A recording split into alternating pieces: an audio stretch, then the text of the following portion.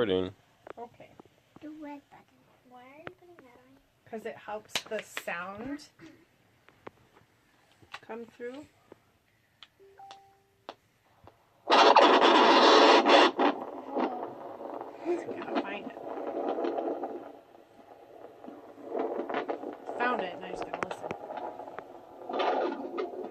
Is that him? It's a him. Yep.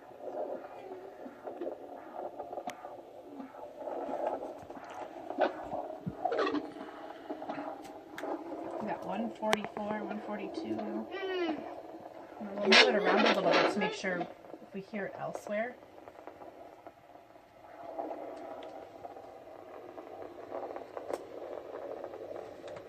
Hear it? Yeah. The whoa, whoa, whoa, whoa, whoa.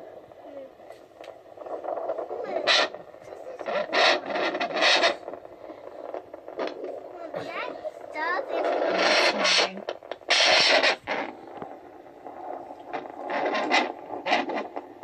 doctor. Stop bouncing. That's not helpful. Like it on your body. Cool. You can hear it moving around.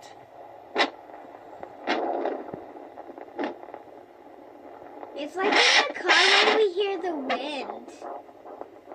Isn't it? Like in the car when we hear the wind?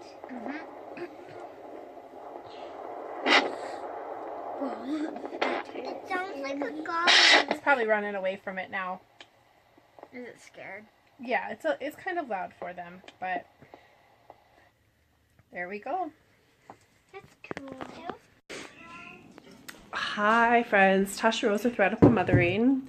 I am just making some hot chocolate so that the children can have hot chocolate and ginger snaps before bed tonight. It's, I don't know, we're an hour or so before bed. So it's a good time for such a snack. And it's MEA weekend here in Minnesota. It's the Minnesota Education Association weekend. It's always this same weekend in October every year.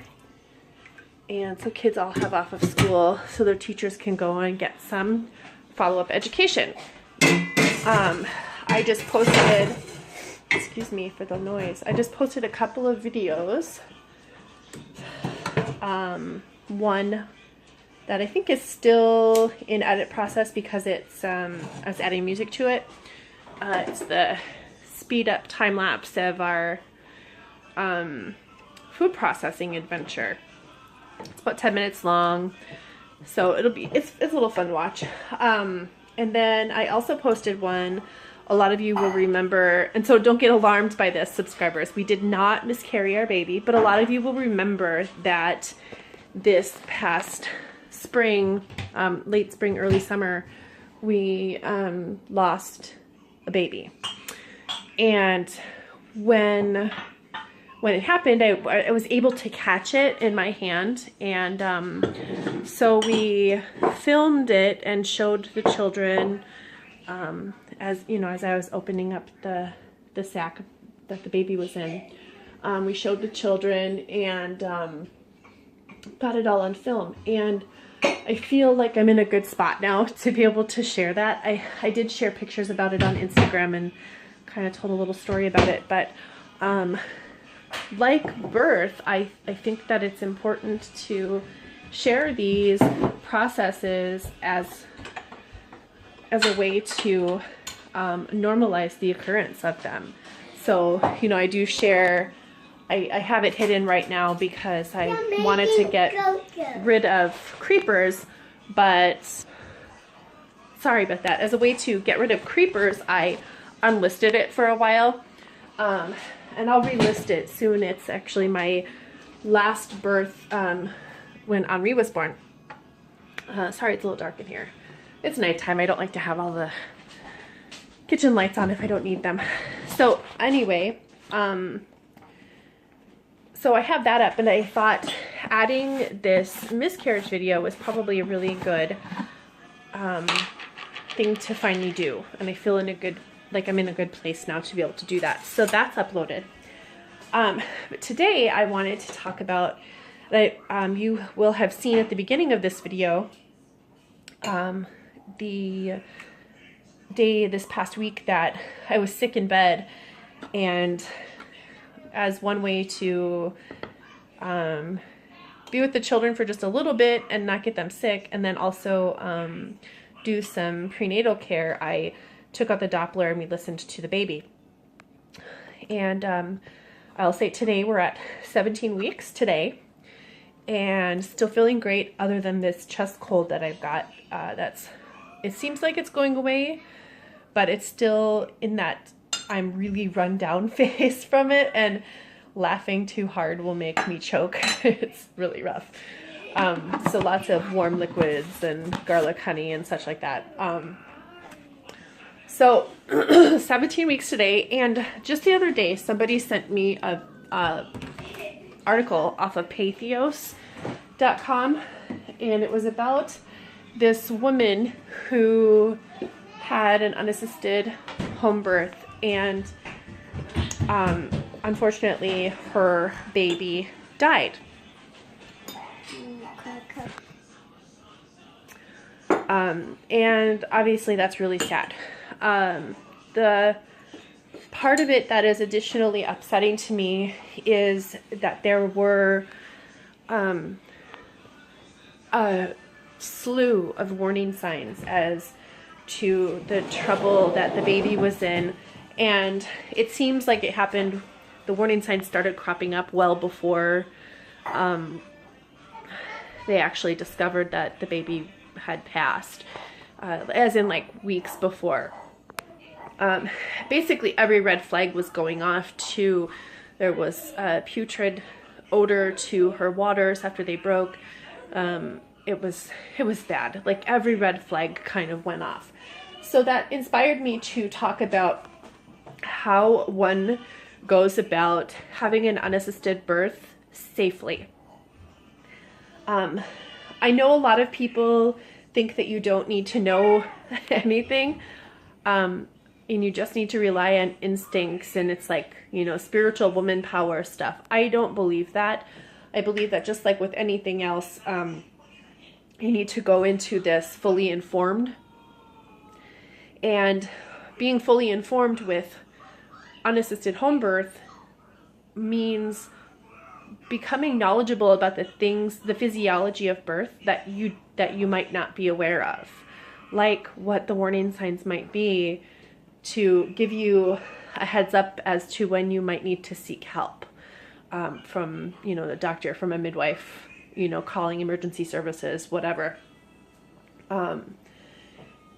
So in my personal experience, so you've all gotten kind of a recap of my birth history in my first video in this series, and you know, I have had one hospital birth and everybody else has been a home birth, and with the exception of going to see the midwife, a certified nurse midwife at the local women's clinic just once for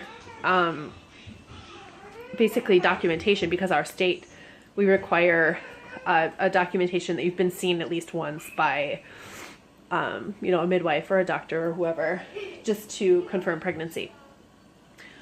So I've done that, and of course I'm also formerly a practicing midwife. I don't practice anymore right now because I'm not in a place that I really feel like I can, and the state I live in, while it is the best of both worlds for midwifery, it's or I really should say it's the best in the world for midwifery, I think, regarding the licensure and regulations and stuff. It's very much user choice. You know, if you want to be state recognized or not. I am not for licensure for midwifery personally, and I can get into a lot of that in a future video. But while I do live in a great state for midwifery, I don't want to practice here because of birth politics in this state. Basically, that's basically my only reason. But anyways, the focus of this is all of the self-care. So you saw that I have a Doppler. It's a professional grade Doppler that I had since I was a midwife. It's not just like the kind that you can go to Target and pick up and, you know, listen to your baby with your headphones. It's like legit with the handle and the, you know, the goo and all of that. Excuse me, I'm still working this out. So, you know, there are things that I do here at home that, you know, you go to the doctor's office or to the midwife's office and you wait around for a while. You get there in, you know, 10, 15 minutes ahead of your appointment time, like they tell you to. And, you know, you do your part, you check in, whatever. And then you wait around for that time, and your appointment time passes, and, you know, maybe another 10 minutes, 15 minutes past your appointment time. And then finally you get called back, and the nurse who brings you back does all the preliminary stuff, the blood pressure, weight, etc. And then you wait around to, you know, another 10 minutes in the waiting or in the exam room for your doctor or your midwife. And then they come in and the pleasantries, how are you feeling? If you did a urinary test, you know, they'll let you know if there's anything in your urine that they're worried about. They'll talk about your blood pressure, and then they'll palpate your belly, and then they'll use a Doppler on you. So I want to tell you, you can do all of those things yourself. You can get urine strips. You can get blood sugar testing, and you don't need to do the whole glucose drink thing. Like, that's ridiculous. It's absurd. They make you do it when you haven't eaten anything, so of course your blood sugars are going to spike. It's crazy the way they go about doing that. But you can do all of these things at home. You can palpate your belly. You can find the top of your fundus and measure your fundal height. You can get a Doppler and listen to your baby. You can do all of these things, and you don't have to deal with the waiting, the pressure, sometimes, you know, later on in pregnancy, the invasive vaginal exams that just do nothing except for possibly expose your body and your baby to harmful bacteria. And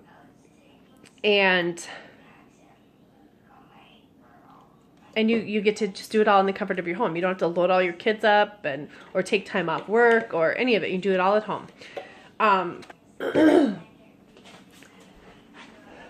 Another thing that they do, you know, they work really hard at, I think we're out of our little marshmallows.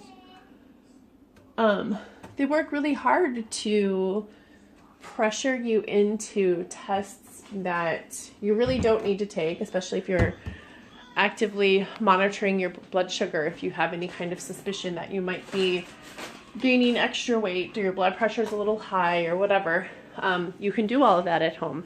And this is what I do. I'm not saying that you have to. I'm not saying that anybody has to. This is what I do. If I have cause for any concern, I make my phone calls. You know, last time when I was pregnant with Henri, at the end of my pregnancy, my blood pressure was a little bit higher than I like it to be. And when I say that, I mean normally not pregnant, my blood pressure runs pretty low, on the low end of normal. When I'm pregnant, it runs the lower middle end of normal. My high blood pressure when I'm pregnant is the high end of normal. So I never really fall out of that normal phase. But when I am at that high end of normal, it concerns me because I know how my body operates. So I, you know, made phone calls that I needed to make, kept an eye on my blood pressure, and 2 days later, you know, after my concern was raised, Henri was born. So really it was just a matter of my body was getting ready to welcome him. And I had just this increased blood flow happening and whatnot. Look at my new hair, Mom. Okay, sorry, I had to deliver hot chocolate. So I can't remember where I was when I paused it. But ultimately, you know, I take care of these things myself. I get urine test strips. I monitor my blood glucose levels. if I have reason to worry about it. I haven't had reason to worry about it since I was pregnant with Deggery, because he was a big one. So being knowledgeable about how your body operates under a normal condition and knowing what normal is for pregnancy, and every pregnancy is different. I mean, I'm not gonna, make any suggestion that they're all the same, but what normal pregnancy is, what the standard is in the physiology of pregnancy, is something that every woman should be aware of, regardless of whether or not you're going to home birth.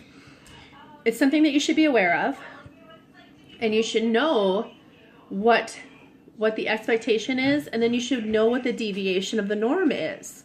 You should know what the signs to look for, that maybe your waters broke prematurely, or if your waters break, what they should look like, to, that indicates that they're healthy versus indicating, if there's something wrong with the baby. Something that occurred in this birth that I mentioned was that there was a putrid odor and color to the waters that indicates bacterial infection. The baby passed a bowel movement, meconium in the water, and that results in a lot of badness. And as this mother found out, it was just one devastating thing after another that seemed to have been ignored, from my understanding of the story and the account that I read about it. And it's horrible, and I can't imagine suffering through something like that. And that's why I say, we want informed consent about everything. If you're hospital birthing or home birthing, you need to have the full scope of information. I birth very precipitously, which means I birth very quickly. I've not had a labor start to finish be more than 5 hours. My shortest labor start to finish was 45 minutes with Deggery, who is also my biggest baby. With precipitous labor comes the possibility of hemorrhage. So because I'm aware that I have a greater hemorrhage risk, knowing that my history is precipitous labor and birth, I have the preparation for that. My husband and my older daughters know what signs and symptoms to look for should I become too delirious because of hemorrhage to recognize them. I have, as soon as I've got baby out and on me and crying and cleared up and crying, I take motherwort tincture, and I can show you, I've got, let's see which one of these is motherwort. This is a jar of motherwort that I bottled this summer on June 20th. I bottled this, and I haven't put it in a dropper bottle yet. I also bottled some yarrow. But that motherwort, what that's going to do for me, and what it does do for me is, and does for lots of women, most women, it helps your uterus climb back down so that you can reduce your risk of hemorrhage. And then of course paying attention to how much blood is lost, how much you're soaking a Trex pad or a postpartum pad or whatever, whatever you're bleeding on postpartum. And this is for days afterward. And also it's taking a look at making sure that the placenta is complete, that you can visually observe that there are no retained pieces of placenta inside your uterus, because that can lead to infection, it can lead to hemorrhage, and not goodness. But being aware of and knowledgeable about what the signs are that something might be going wrong, that you might need an extra hand in welcoming your baby to the world. There's nothing wrong with that. I don't want the intervention of hospital birth. I don't want the intervention of having a midwife come into my home. It's not who I am. It's not how I'm comfortable birthing. And I have a history of already doing this. First time I did, though, I didn't have that history. I was barely a midwife when I first gave birth unassisted. But I still had the knowledge base of what was the base expectation and what the deviation of the norm was. And that is only responsible. You know, you don't drive a car without learning how to do it. You don't drive a car without, you know, first knowing what the rules of the road are, etc. And I know it's, you know, it's a very loose example. Excuse me, it's coming out. It's a very loose example, but you know what I'm saying. Like, you don't go into very many things in life without having a working understanding of what the normal expectation of it is. So I don't know why you would go into birth without that same duty to know what the expectation is and then what to look for when things might be going wrong. So I do want to say that, again, I want to reiterate in this every single video that this is my philosophy for myself. And the only thing that I'm really seeking to do is to get women to ask more questions. Whether or not you birth at home, if you birth in a hospital, if you birth in a birth center, or with a midwife, or with a doula, or with just your husband and your children, I want women to be asking the questions. You know, do I have to have a Group B strep test? Why are you Group B strep testing me, you know, 8 weeks before my birth? What is involved in the glucose monitoring test? What is involved in, you know, this, if you want to induce me? What's involved in the Pitocin shot? What are the potential side effects? What if this scenario happened and I was birthing at home? What if my water broke in the car? You know, all of these questions that can come up are questions I want women to be asking so that they have a more rounded understanding of what physiological birth is supposed to look like. Because the more you know, the less fear is present. So that's really it. Just ask the questions. The fear goes away the more questions that you ask, and the larger your knowledge base becomes. And I also want everybody to know that none of this is illegal. You are allowed to birth in your home without anybody present. You are allowed to go through your pregnancy seeing a doctor or a midwife, or not seeing them at all. Everyone knows my position, at least people who know me who would be watching this, know my position with regard to the pro-life, pro-choice argument, the abortion debate.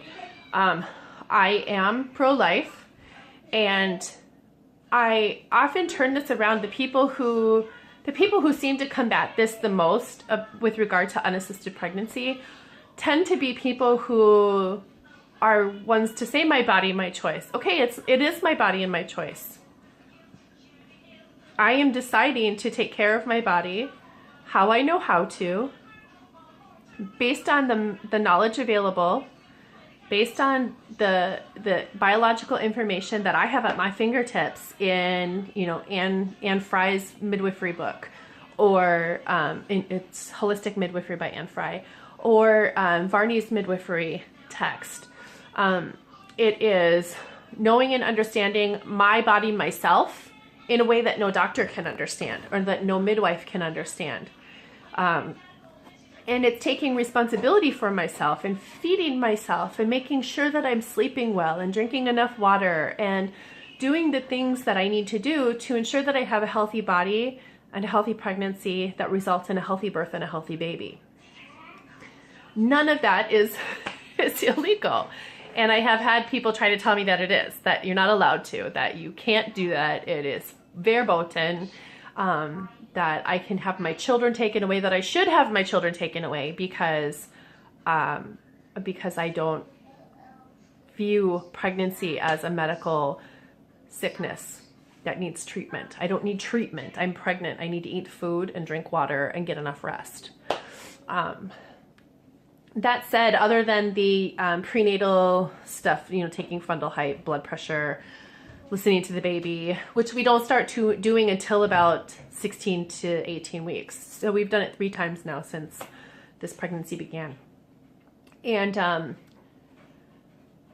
so besides all of that, you know, eating a whole food diet that's rich in all of the vitamins and minerals that you need, the omega fatty acids that you need. I take milk with almost every single one of my meals. I eat at least 2 eggs a day. I don't eat beef or pork, but I do eat chicken, and I eat salmon, including the skin and all of the rich oils that are in that, so that I'm getting all of those brain food omegas for my body and my baby. You know, we have these capabilities, and I just want more women to be wise to them. So that article just kind of sparked this, I guess it's kind of a mini rant about taking care of ourselves and being more knowledgeable, because it just breaks my heart that this could have been avoided if this mother knew what the red flags were and sought help instead of just not. And now she has to suffer this loss, and it's devastating. My heart aches for her. But there is that responsibility element that I see lacking, that regardless of how you're birthing, is the onus is on you to be responsible, to know what the process entails as a norm and what the deviation from the norm is. That would put you into a bad place. So with that, I hope this is not too much of a downer. If you have anything on this topic that you want to talk about in the comments, or you've got questions, drop them below. If you have not subscribed, please do. If you enjoyed this video, I do have this whole series, and I actually have to make a playlist for it still, but I do have this whole series, and I'll carry it through this whole pregnancy. So like the video, subscribe if you haven't, hit the notification bell if you would like to have the first glance at the videos I post, and leave your comments and share if you like, if you know somebody who would appreciate the content that I share, not only on this pregnancy topic, but I've got all of my grocery haul, Target haul, thrift haul, homeschooling, homekeeping, all of these different videos. I hope to be back on track with my video schedule next week after the MEA weekend. I had the last week was all busy with all of the food processing, and then this week I was crazy sick all week. I'm still getting over it, like I said. So I hope to be back on schedule come Monday. So I'll start again with Martha and Mary Monday. But until then, I will see you guys later. Bye.